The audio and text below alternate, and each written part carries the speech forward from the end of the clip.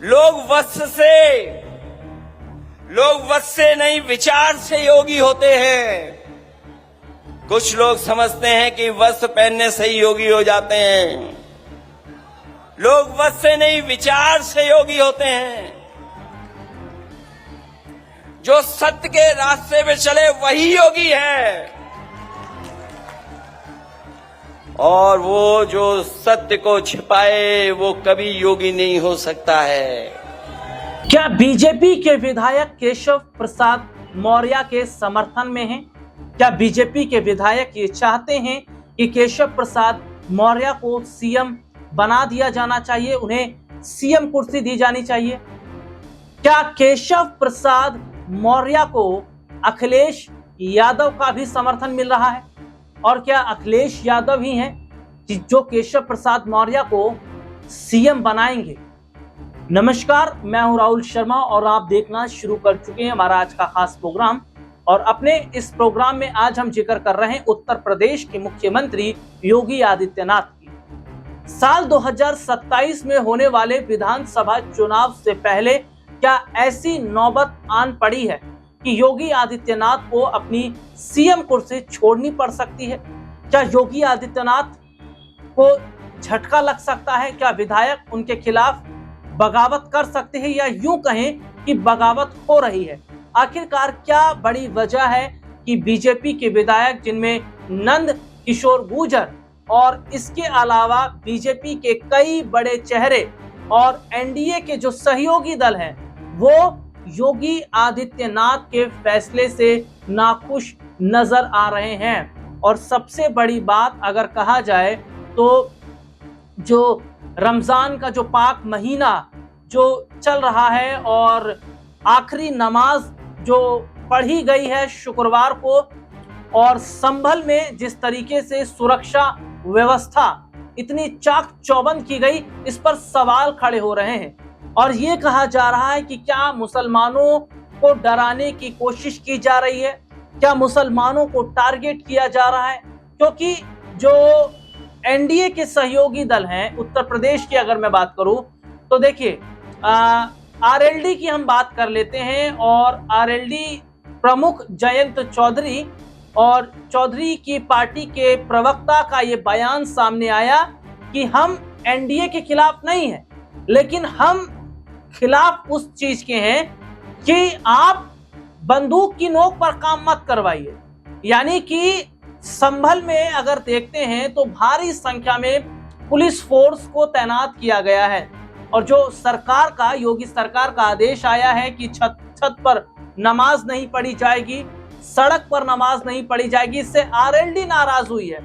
RLD के कई विधायकों ने जो है इस पर बयान दिया है, वे योगी सरकार के फैसले से नाखुश हैं। तो इस मामले पर केशव प्रसाद मौर्य चुप हैं। और अखिलेश यादव क्या कह रहे हैं? अखिलेश यादव भी ये कह रहे हैं कि योगी सरकार तानाशाही रवैया अपना रही। तो देखिए, जो एनडीए के सहयोगी दल हैं उन्होंने भी योगी आदित्यनाथ के खिलाफ मोर्चा खोल दिया।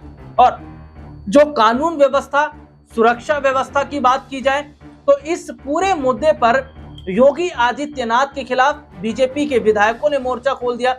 अब ऐसे में यह देखा जा रहा है कि क्या बीजेपी के विधायकों के द्वारा जो बगावत की जा रही है, क्या ये बगावत योगी आदित्यनाथ को भारी पड़ेगी?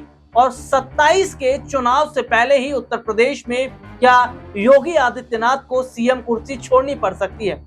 हालांकि बीते कुछ महीनों पहले देखने को मिला कि जब केशव प्रसाद मौर्य दिल्ली आते हैं, प्रधानमंत्री नरेंद्र मोदी से मुलाकात, अमित शाह से मुलाकात होती है, और उसके बाद कुछ आश्वासन केशव प्रसाद मौर्य को दिए जाते हैं, वे वापस लखनऊ जाते हैं। हालांकि योगी आदित्यनाथ को भी दिल्ली बुलाया जाता है, उसके बाद फिर वापस वे प्रदेश की राजधानी लखनऊ जाते हैं। तो ऐसे में देखा गया कि उस वक्त जो मसले चल रहे थे सीएम कुर्सी को लेकर, उससे तो बीजेपी के आला कमान ने किसी तरीके से सुलझा लिया।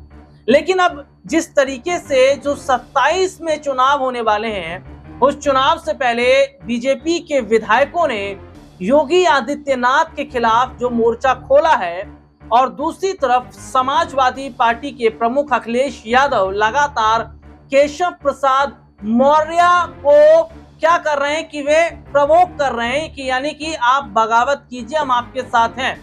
और कुछ महीनों पहले अखिलेश यादव का एक स्टेटमेंट भी सामने आया जिसमें अखिलेश यादव ने कहा कि विधायक लाइए और सरकार बनाइए। तो ऐसे में यहां पूरी उम्मीद ये लग रही है कि क्या केशव प्रसाद मौर्य की अगर बात भारतीय जनता पार्टी में नहीं बन पाती है तो क्या वे समाजवादी पार्टी के साथ मिलकर एक नया इतिहास उत्तर प्रदेश में रचेंगे। हालांकि उत्तर प्रदेश में अभी हाल ही में अगर देखा जाए तो 9 सीटों पर जो उपचुनाव हुए, उसके बाद अयोध्या की मिल्कीपुर सीट पर उपचुनाव हुए और अब जो महाकुंभ का आयोजन हुआ उसमें भी सरकार की खूब वाहवाही की गई। लेकिन ये देखा जा रहा है कि उत्तर प्रदेश में जो सामाजिक या कानूनी की जो प्रक्रिया है वे ठीक नहीं है या किसी एक खास समुदाय को जो सरकार टारगेट कर रही है, इस पर बीजेपी जो एनडीए के सहयोगी दल है वे भी नाराज हैं और विपक्ष तो लगातार योगी सरकार को घेर रहा है।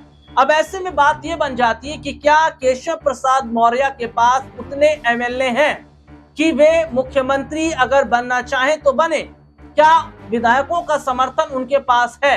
हालांकि 27 के चुनाव से पहले सीएम कुर्सी को लेकर केशव प्रसाद मौर्य और योगी आदित्यनाथ के बीच जो बड़ी तकरार है, ये अगर जल्द ही मसला नहीं सुलझ जाता है तो उत्तर प्रदेश में भारतीय जनता पार्टी को झटका लग सकता है। हालांकि अखिलेश यादव की पूरी कोशिश है कि भारतीय जनता पार्टी में फूट डाल दी जाए ताकि 27 के चुनाव पर सपा आसानी से फोकस कर सके।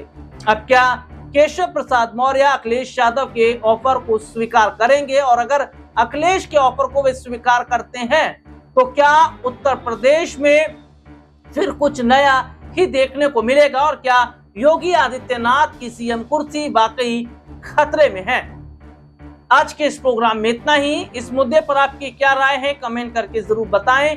फिलहाल मुझे इजाजत दीजिए, नमस्कार।